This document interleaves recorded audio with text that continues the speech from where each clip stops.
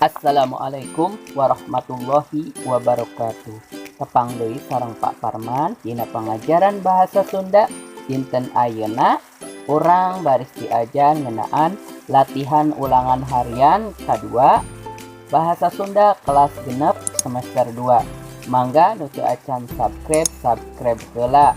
Hatur nuhun wilujeng ngerjakeun.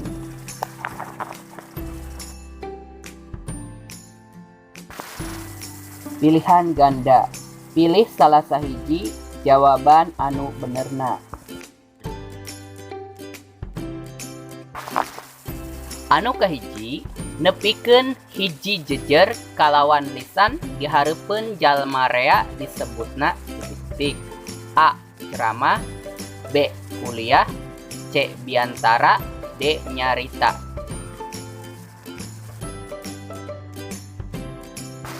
Anu kadua, olahraga teh rupa-rupa. Aya olahraga anu murah nyaeta titik. A. Badminton, B. Lelempangan, C. Volleyball, D. Basketball. Anu katilu nyaeta masalah kesehatan masyarakat teh balukarna tina lingkungan anu kurang bersih jeung titik. A. Tara olahraga, B. Pola hirup kurang sehat, C. Sok bagadang wae, D. Dahar tambarakan.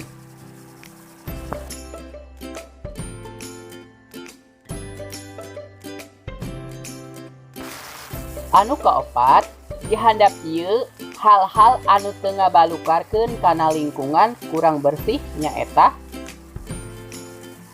A. Haseup kendaraan, B. Limbah pabrik, C. Haseup rokok, D. Cai walungan.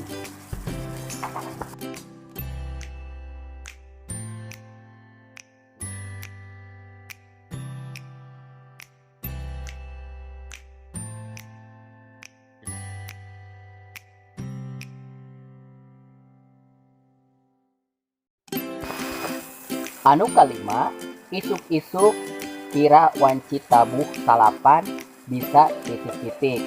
Sabab alus pisan pikeun kasehatan. A.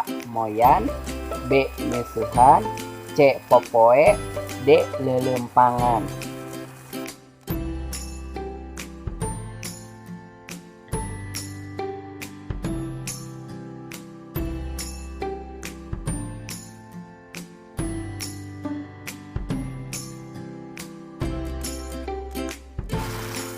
Anu kagenep, pek baca. Assalamualaikum warahmatullahi wabarakatuh. Sampurasun, ibu-ibu sinareng bapak-bapak, guru nuku simkuring dipika hormat, barudak nuku bapak dipika dedeh. Sempalan wacana di luhur mangrupa bagian tina titik. A. Salam pamuka biantara, B. Bubuka biantara, C. Eusi biantara, D. Pamungkas biantara.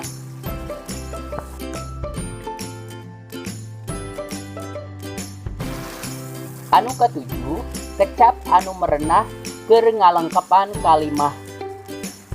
Dihandap ieu kasakit dina baham lantaran panas beuteung disebutna titik. A. Ewateun atanapi kurap, B. Balindeng, C. Barusuh, D. Jangar.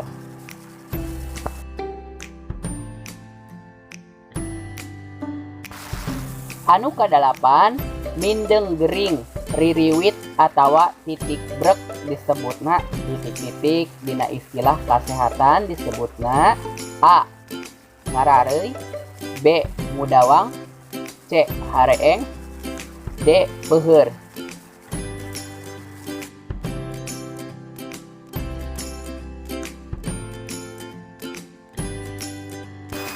Anu kasalapan nyaeta di handap ieu mangrupa kecap kaayaan anu nuduhkeun rasa iwal kecuali A.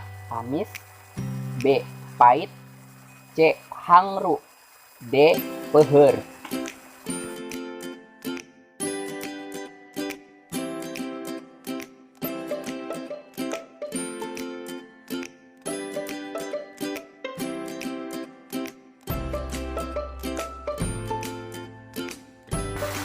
Anu kasapuluh di handap ieu anu henteu kaasup kana kalimah kaayaan nyaeta titik-titik.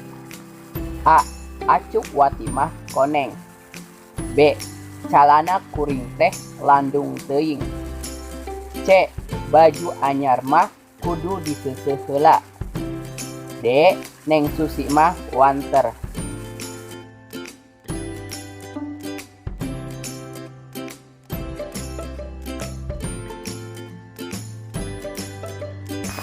Esei, jawab kalawan singket.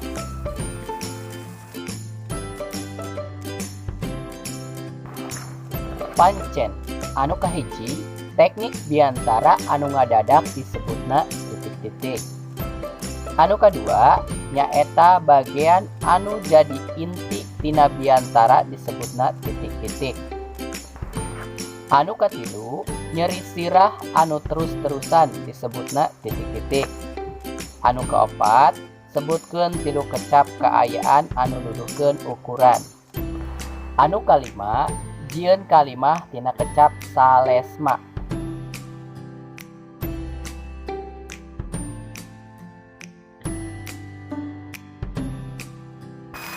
Alhamdulillahirobbilalamin, para peserta pembelajaran bahasa Sunda dinten ayeuna. Hapunten biri aya kalapatan. Sekian, hatur nuhun. Wassalamualaikum warahmatullahi wabarakatuh.